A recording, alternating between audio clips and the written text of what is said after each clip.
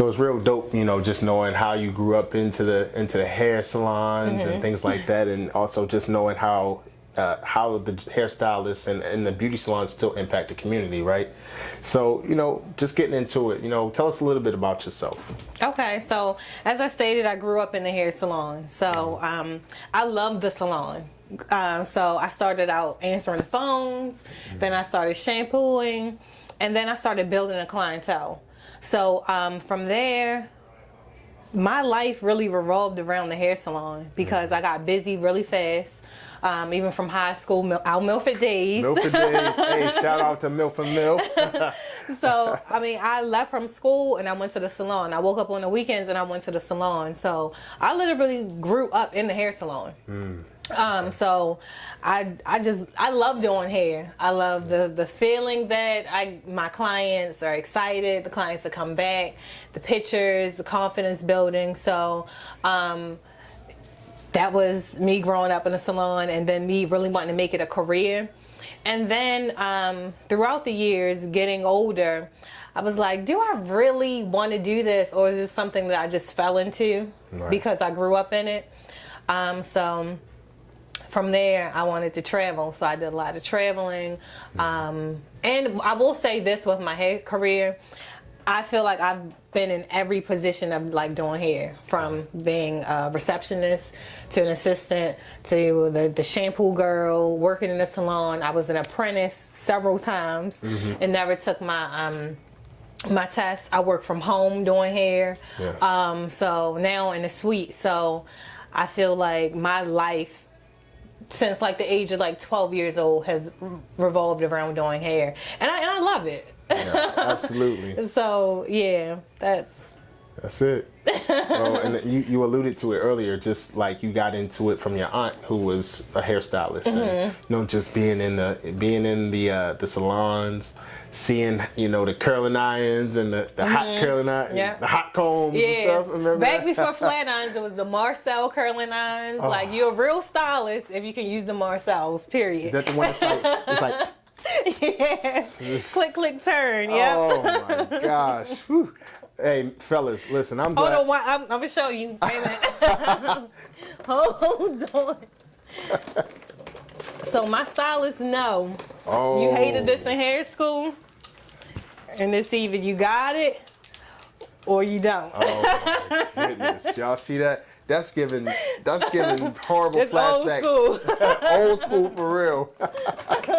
That's dope. You still use them. No, that's dope. That is dope. Yeah, you definitely learned from your auntie, Nana, everybody. That's what they was using for real. Click, click, turn. That is crazy. I haven't seen those in a minute. Those are the best for short hair. The best for short hair. I believe it. I'm glad I got locks. And I'm happy about that. But we kind of talked about this a little bit, right? So really, in this day and age, fear has taken over our lives when it comes to starting businesses. During the pandemic, we've seen so many people place their fear of starting a business just right in the front of their minds and just continuing to do the status quo, right? One thing that I would just ask you is, what would you tell prospective entrepreneurs what it would take not to allow fear to change their mind when it comes to starting a business? So the first thing is you have to recognize that you are afraid of it and not make excuses instead of just for instance, for me, with going to school and take the exam, I was really afraid of failing the exam. I worked in several salons, I did several apprenticeships, and I really just was afraid to take the exam. And that's what stopped me from going years ago and becoming a true licensed cosmetologist and not an apprentice. So I think once I realized that what was really stopping me was my fear of failing, it made me push forward and make me eliminate that fear. So a lot of times the fear that we make up in our mind is not even real, because I passed it the first time. I got great grades. So if you are thinking about starting a business, acknowledge the fear and then work your way back from that fear. Okay, if you fear that you're not going to have clients, well then how are you going to make sure you have clients? Is your fear that you don't have the money? Well, you need to get with someone and create a budget and figure out what you actually need. Right. So I think that the main thing is acknowledging the fear and then work your way back from that. Because if it's a true goal, do not let fear get in your way. That's real. That's real. That's real stuff. I think the hardest thing about starting your business is acknowledging that you're going to have failures. Right. And that's what most people are afraid of doing. They're afraid to fail. Failure is not the problem. Not starting is the problem. Right. And failure is going to happen. Absolutely. You are going to make mistakes. And that's how you learn, and that's how you grow, and that's how you need to be able to communicate with someone that I'm not there yet. I made a mistake. I don't know. So failure is going to happen. Yeah. That's right. It's what you're gonna do. Are you gonna allow the failure to cripple your dream?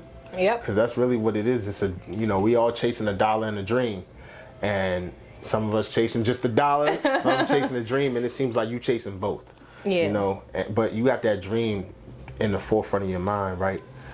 I would just think that it took a lot. Because you might have been afraid of, you had anxiety about not taking the test or not passing the test, and that's real, because you might be a great test taker, but you might have somebody else who's like, listen, I know I'm gonna fail because I'm a horrible test taker, so I'm not gonna do that, but I think the thing that you acknowledge is just doing it afraid. Yeah. It's okay to do it afraid. Just do it. Yeah. And then the biggest thing with me not taking a test is that I was like, I don't know this information. Well, learn the information. Yeah. And then the fear is gone. A lot of times, I feel like a lot of times people don't want to take tests because they don't know the information. When you know the information, you can take the test every day. Know the information. Whatever business you're going in, whatever field you want to be in, learn that information. Like, eat it, breathe it, sleep it. Like, let that become your life. Yeah, that's real. So. Eat it, breathe it, sleep it, right. Live it. Live it. It's just like, if this is what you want, go get it. Don't let something as small as being afraid of something that you're really making up in your mind change your path. I almost did it, and I'm glad that I really made a decision. Like, you know what? No, this is what I need to do. Yeah. And knock the ball out the park. So. Oh, hey, that's where that black girl magic come in. Hey, it's the thing that you acknowledge that you are afraid, and you even let it possibly hinder you from taking the test years ago, right? Oh yeah. And that's okay. Honestly, we're not gonna get things right the first time or the second time, right? Right. But you got it right, and now look at you living out your dream in your beautiful salon, your beautiful suite. Just what you're doing, and then just even doing it on a part-time basis, because you mentioned you primarily work on the weekends right now, right? Right, Fridays and Sundays. Okay. 6 in the morning, I'm in here. Man, so she in here. So she gonna give us all her information, so we know that y'all gonna be banging her door down for real. Yeah, come on through. Come on through, seriously. I was gonna just kind of mention, with everything when it comes to sustaining your business, right? I know that takes a lot of work. Yeah. And sometimes when we are so busy in the beginning phase, getting the business started, doing the paperwork, securing the venues, securing spots for, your clients, it's just all the monotonous work, right? You can tend to fall out of love with the job. Yes. Because what you enjoy so much, you're not really enjoying it now because you have all the other elements. If you've been in that situation, how do you get out of that rut, that entrepreneurial rut that we all fall into? The biggest thing, because I've been there, like, it's like a roller coaster. The biggest thing is understanding how you see your life or how you want to live your life. I was the type of person at certain points in my career that I worked nonstop. I lived in the salon, and you miss things. You miss events, and sometimes you're just like, I don't want to keep missing things. So then in my mind, I said, well, I don't want to do hair anymore. And it was like, no, I just need to be better at time management. I need to set myself like, okay, on this day, I'm only taking this amount of clients. I'm cutting off. You just have to figure out how you see your life. Yeah. What do you want for your life? Some people are okay with just working nonstop. No, I actually want to enjoy. I want to travel. So it's all about time management, work-life balance. I feel like it's a seesaw. I don't think anything in life is, cut and dry. Yeah. So you have to be flexible, changing your schedule. Allowing your clients to know that you have a life as well, Yeah. and make sure that your clients are, you do have to put your clients first in business, because no clients, no business. So Right. you just have to figure out, what works best for you. It's not a cookie cutter decision. We're gonna talk about clients, because I got some questions about Okay. and that's real, because it does become an emotional roller coaster when it comes to being an entrepreneur. Not even just a new one; you could be a seasoned one. Yeah. And Life changes. Life changes. You're absolutely right. Life changes. Finances change. Yeah. Sometimes Coronavirus.